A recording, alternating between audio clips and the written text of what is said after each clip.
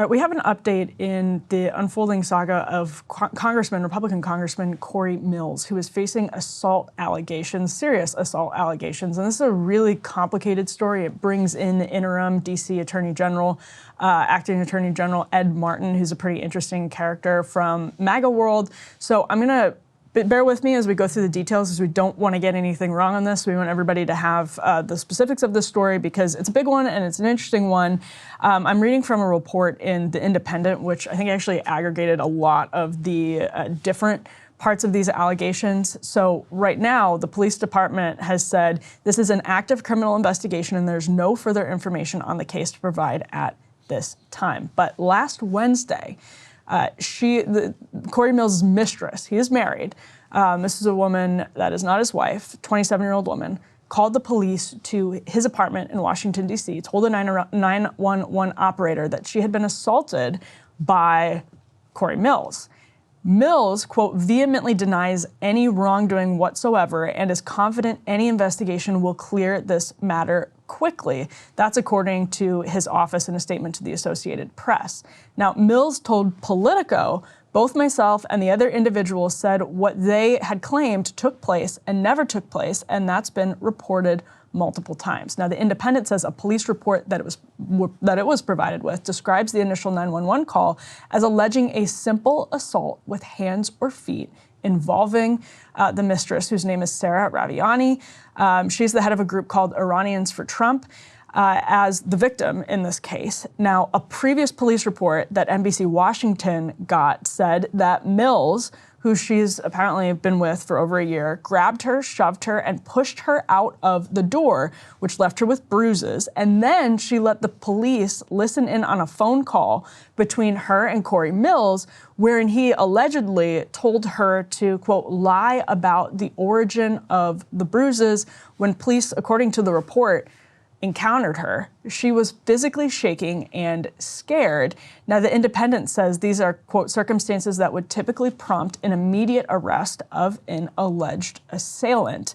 The Independent goes on to say Raviani then recanted her claims, including about the origin of the bruises, when officers said Mills would be placed under arrest. So when she was told that Congressman Corey Mills would be arrested, she recanted his claims. People who have covered and worked with victims of domestic violence know that that's a familiar pattern of people who are victims of domestic violence.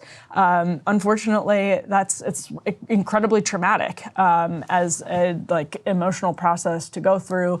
That can increase the pressures, and it's enormously difficult to judge people in those situations who are legitimate victims of domestic violence. But obviously, then recanting the claims takes away some credibility from the claims. Now, Mills has not been arrested, and this is interesting. Officers, as The Independent says, quote, initially classified the call as a family disturbance, though after commanders reviewed investigative materials, it was reclassified as a domestic violent assault investigation. But Raviani now says that there was no physical altercation at all. She was drinking and sleep deprived, and that explains why she made the allegations. She says the bruises came during a recent trip to Dubai and were not from Corey Mills. Now, Ed Martin, who is the interim U.S. attorney for the District of Columbia, so here in D.C., is really hardcore MAGA ideologue. Trump appointed him last month. He has, the Florida Democratic Party, we'll add this from The Independent, has accused Martin of, quote, running cover-ups for Republicans, but he is not, obviously, not bringing. He's not arresting Mills. So far, he has paused the DC, which is he's not charged. Right, DC, which is not a state, asked Martin to sign off on an arrest warrant for Mills, and the Mills office, Martin's office, refused to do so, and said they want further investigation here. What's so incredible here? It's not unprecedented, but it's unusual. They have him on witness tampering and obstruction of justice, dead to rights, because the police officers were there with Mills on the phone, with Mills telling his girlfriend Raviani to, quote, lie about the origin of her bruises. Yeah. That's witness tampering and obstruction of justice. Like just even if you don't have anything else, if you're told to lie, Yep. and also obviously, And then you lie, or then you change your they go and story. lie, Yeah. then obviously if he is telling her to lie about the origins, that is also a confession Yeah. of where they actually came from. And also, it doesn't make any sense. Like, according to the police report, which was altered twice, the bruises to the officers appeared to be fresh. Everybody in a jury would know what a fresh bruise looks like. Mm-hmm. And you would know what a bruise that you got in Dubai the day before looks like. And so then when she comes back and says, actually, it came from somewhere else, not what I originally said, after she let the officers listen to the claim. But what did they hear? That's the right. thing. Like, we don't even know. Right. They should tell a grand jury, Right. get an arrest warrant. Right. But Martin is going to block that. Martin is the guy who, yesterday, the day before, tweeted, we are the president's legal team. And we look forward to defending the president at all costs. What? No, that's not what you are. Well, it's sort of true in a technical sense. If you look at what the role is, like, in a technical sense, if you are in that position, it is your job to, like, defend the executive branch and the Constitution. Mm-hmm. The people versus, yeah. Right, yeah. So there's, like, a technical world in which that's right. The spirit of it, though, looks like, from what he said, it looks like, what's the best way to put it? Like, special privileges to the president. And then also to his wife-beating of course. fellow party members. Because the key, as we talked about in the A block, they passed this budget by the skin of their teeth. If one vote had gone in the opposite direction. Mm-hmm. So does he now bring charges after the budget resolution vote is over? But they're going to need him again over and over. But they could replace him pretty easily. Takes a while, and so then you're down a vote for that stretch of time. Yep. So I would imagine they're going to just prop him up, just because they won his vote, just like they did with George Santos. Even though they didn't want him there, he said, "Look, I'll vote. You have a tiny majority. I'll vote your way. Just keep me out of prison as long as you can." Well, actually, they regret now. I think if you talk to most, like, MAGA Hill Republicans, they will say they actually regret getting rid of Santos when they did. They could have actually used him longer. Now they got Swozy in there. Well, yeah, but also they feel like they could have used him longer on votes, and it would have been more beneficial. Right, so this time, but let's see. It's if there's any equitable justice at all, or if you're in D.C. and you're a Republican, laws don't apply to you. And what did Trump say? If you're saving the country, you violate no law. Yeah, he who saves the country. People assume that just applied to Trump. Why would Trump not apply that same rationale to anybody who's going to vote with Trump to, quote unquote, save the country? Corey Mills is going to vote with Trump. Corey Mills can violate no law. It's actually a really good callback, an important callback, if that's the mentality that is spreading in MAGA world.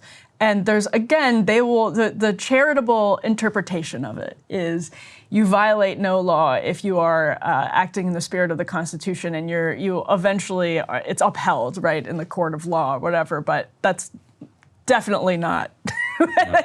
That's definitely not the I would say best interpretation, or that's definitely not. You can't just default to that charitable interpretation in the case of Musk in particular, reposting that gleefully. So especially, we were talking about Bukele early in the show and all of that stuff. So anyway, the last thing I want to say is it's rather interesting that she's the head of a group called Iranians for Trump that may or may not have anything to do with this, but it does add an element of potential foreign questions that are raised, espionage questions that can potentially be raised. But it also, at this point, just looks like there's clearly enough evidence. If they have a police report where police are listening, the police are involved in a call, so they should have a record of a call. They have testimony of the officers who were listening to a call in which he instructed her to lie, meaning those bruises were not from Dubai, and then her story changes after the call. there seems to be plenty of evidence in that case to actually bring charges. Now, maybe Ed Martin and the police department know something that we don't. That seems unlikely at this point. It is always a possibility. Maybe they, know something that we don't. But at the same time, what we're seeing also does look like a fairly tragic, conventional domestic abuse situation where you have a woman who is pressured and bullied out of holding to allegations that end up with her significant other being arrested. So it's not atypical of how people who are experiencing that kind of trauma handle the situation. It appears on its face to be a really, really sad story, and one with political implications. Yeah, and also somebody who runs Iranians for Trump. Yes, which is interesting in itself. It's a very interesting group. Washington is, Washington is filled with interesting people. It sure is. Yeah. It sure is. Ryan, I'm really looking forward to the Friday edition of the show. I'm sad that I can't stick around for it.